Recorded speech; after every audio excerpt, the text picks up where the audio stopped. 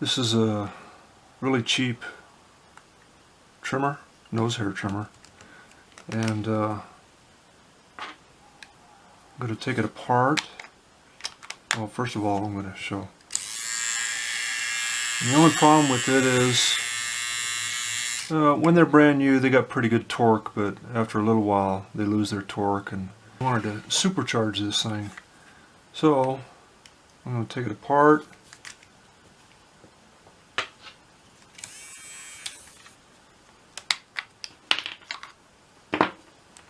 And the cheap one is nice because it just snaps apart. No wires. It's got this metal wire, I guess. The only problem is you can't really solder to these really well, so I don't want to use the switch that's built in. I'm going to add a switch. I think the motor size is like a 140, something like that. And so what we're going to do is add a switch, drill a couple holes, add a switch, and add a couple of batteries.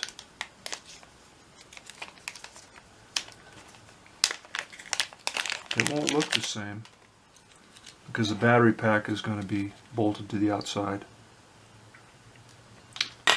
but it will sure work a lot better. Alright, forgot to show, I'm going to use a toggle switch instead of the built-in switch, which is actually quite neat because the motor just sits in here.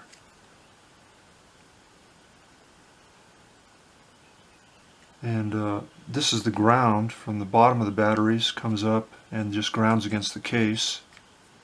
And then the switch itself shorts out or connects to the positive when you close the case, and so when you slide it up it completes the circuit. But we're not going to use that because I found that if you try to solder to this, it gets so hot it melts the case and it doesn't adhere very well. You got to really sand it. So, and I like a toggle switch. Toggle switches are fun. So I drilled 4 holes in the case, one for the toggle switch, one to hold the battery pack on, and then 1 hole for the wires. So I bolted the battery holder onto here and mounted the single pole double throw switch on here, and now I will solder it up. And so I have soldered up the ground side of the motor, and you have to be sure that you get the right side or the correct polarity, because if your motor runs backwards then it's not going to trim.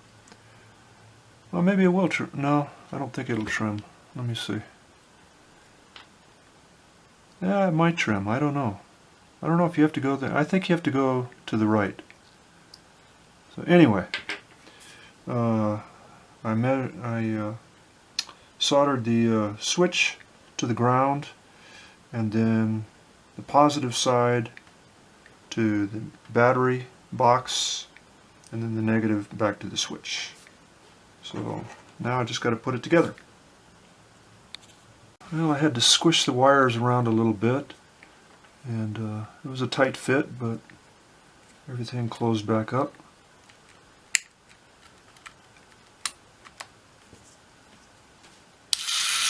A little noisier, but definitely more torqueier. And I won't demonstrate it because that would be kind of gross, but it works pretty good.